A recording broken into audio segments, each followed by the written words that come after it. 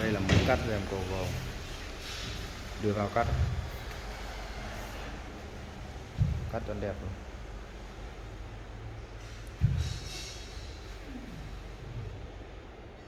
Rồi cắt đây.